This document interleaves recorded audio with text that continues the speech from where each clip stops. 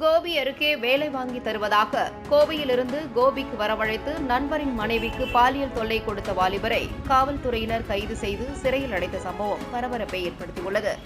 கோவை மாவட்டம் வடமதுரை பிஜிபுதூரில் காதல் திருமணம் செய்து கொண்ட தம்பதியினர் வசித்து வருகின்றனர்.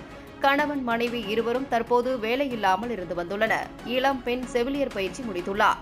இந்நிலையில் கோபி அருகே உள்ள டிஎன் பாளையத்தை சேர்ந்த 19 வயதான தரன் என்பவரும் காதல் திருமணம் செய்த வாலிபரும் கடந்த சில மாதங்களுக்கு முன் ஒரே நிறுவனத்தில் வேலை செய்து வந்துள்ளனர். அந்த பழக்கத்தில் காதல் திருமணம் செய்த வாலிபர் தனக்கும் தனது மனைவிக்கும் கோபியில் வேலை வாங்கி தருமாறு தரனிடம் கூறியுள்ளனர். அதைத் தொடர்ந்து கோபியில் நிதி நிறுவனத்தில் வேலை வாங்கி தருவதாக தரன் கூறவே அதை நம்பி கணவன் மனைவி இருவரும் கோபி வந்தனர். அவர்களுக்காக காத்திருந்த தரன் கணவன் மனைவியிடம் சிறிது நேரம் வேலை பற்றி பேசிக் கொண்டிருந்தார். பின்னர் அந்த பெண்ணை மட்டும் தனது பைக்கில் வேட்டைக்காரன் கோயிலில் உள்ள நிதி நிறுவனத்திற்கு அழைத்துச் செல்வதாக கூறியுள்ளார்.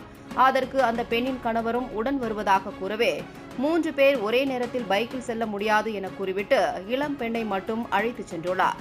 வேட்டைக்காரன் கோயில் அருகே உள்ள கீழ்பவானி வாய்க்கால் கரையில் சென்ற தரன் ஆள் நடமாட்டமில்லாத இடத்தில் பைக்கை நிறுத்திவிட்டு இளம் பெண்ணுக்கு பாலியல் தொந்தரவு கொடுத்ததாக கூறப்படுகிறது.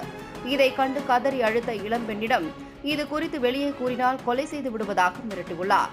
அதைத் தொடர்ந்து அந்த பெண்ணை மீண்டும் பைக்கில் ஏற்றிக்கொண்டு கொளப்பலூரில் இறக்கிவிட்டுள்ளார். அதைத் தொடர்ந்து கணவரை அங்கு வரவழைத்த அந்த பெண் நடந்தவற்றை அழுது கொண்டே கூறியுள்ளார். இதை கேட்டு அதிர்ச்சியடைந்த அவர் உடனடியாக கோபி காவல் நிலையத்தில் நடந்த சம்பவம் குறித்து புகார் அளித்தார். இது குறித்து வழக்கு பதிவு செய்த கோபி போலீசார் தரனை கைது செய்து நீதிமன்றத்தில் ஆஜர்படுத்தப்பட்டு கோபியில் உள்ள மாவட்ட சிறையில் அடைத்தனர்.